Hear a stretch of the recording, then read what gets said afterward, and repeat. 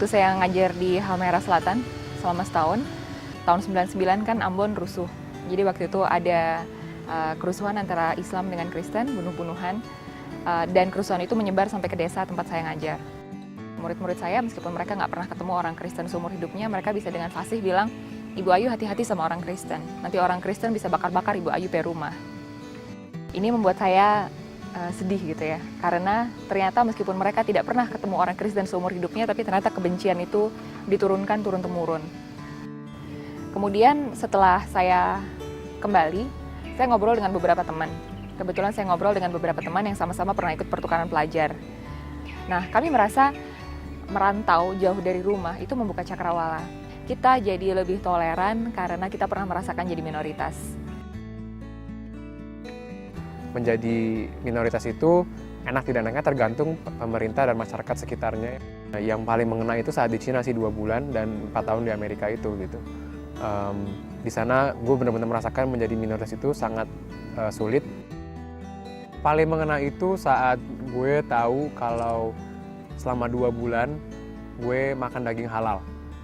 Terus saat di hari terakhir di 2 bulan gue di sana, ibu angkat gue bilang, kamu tahu nggak, selama ini saya 2 bulan itu naik sepeda ke pasar daging halal yang agak lebih jauh supaya kamu bisa makan enak bersama kita semua.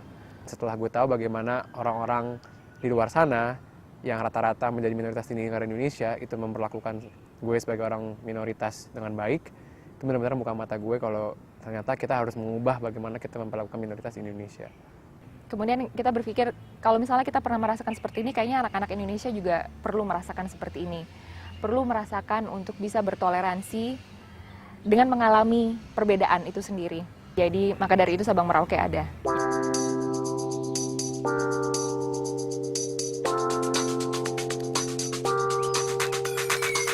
Jadi Sabang Merauke ini akronim dari 1000 anak bangsa merantau untuk kembali. Ide awalnya adalah anak-anak dari daerah-daerah di Indonesia akan datang ke Jakarta. Mereka merantau, selama di Jakarta mereka akan ada kegiatan dengan 3 pesan utama.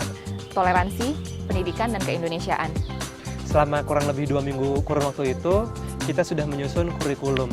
Salah satunya adalah kita akan punya Religious Day. Religious Day ini di mana anak-anak akan diajak ke melihat sholat Jumat di Istiqlal misalnya. Kemudian kita juga akan ke katedral, kita melihat bagaimana ibadah di sana. Kita akan ke Kota Tua, kita akan melihat kuil-kuil di sana. Ada namanya Education Day. Mereka akan ke UI, mereka akan duduk kuliah di UI, ikut satu mata kuliah di UI. Experience yang mereka dapatkan selama di UI, mendengarkan kuliah, interaksi antar mahasiswa, mereka melihat dosen, itu menjadi suatu bekal tersendiri bahwa oke, saya butuh pendidikan tinggi untuk mengubah masa depan saya dan keluarga saya. Kemudian juga akan ada Career Day, di mana mereka akan ketemu dengan orang-orang dari berbagai profesi. Supaya mereka tahu bahwa profesi itu nggak hanya nelayan dan petani aja, tapi banyak profesi-profesi dan pilihan-pilihan hidup lain. Juga kita akan ada Social Day. Dalam Social Day ini kita akan mengajak mereka ke panti asuhan dan juga ke rumah sakit untuk rumah sakit kanker anak-anak.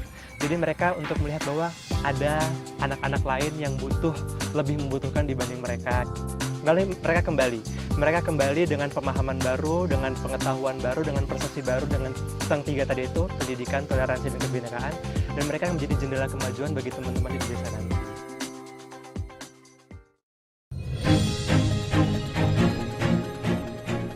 Seperti kita tahu, suatu gerakan itu tidak akan berhasil tanpa adanya donasi, selain juga dukungan dalam tenaga dan waktu. Program Sabang Merauke ini memiliki 3 komponen utama. Stakeholders ada 3 yang utama. Yang pertama adalah ASM, Anak Sabang Merauke, si anak-anak yang akan mengalami pertukaran itu. Lalu FSM, Family Sabang Merauke, alias host fam atau keluarga angkat. Dan juga KSM, Kakak Sabang Merauke. Cara Sabang Merauke mengumpulkan donasi itu dalam bentuk crowdfunding, jadi dalam bahasa Indonesia bisa kita sebut patungan. Dana yang kami gunakan untuk Sabang Merauke memang akan dibagi dalam beberapa pos. Paling besar adalah untuk transportasi, kemudian ada akomodasi, dan operasional seperti konsumsi, pelaksanaan, dan sebagainya. Donasi yang kami perlukan untuk Sabang Merauke tentunya bisa dalam bentuk dana atau dalam bentuk tiket. Jadi kalau memang ada teman-teman yang bergerak untuk membantu, kami akan sangat senang dan sangat membantu banyak sekali dari dana yang kami temukan.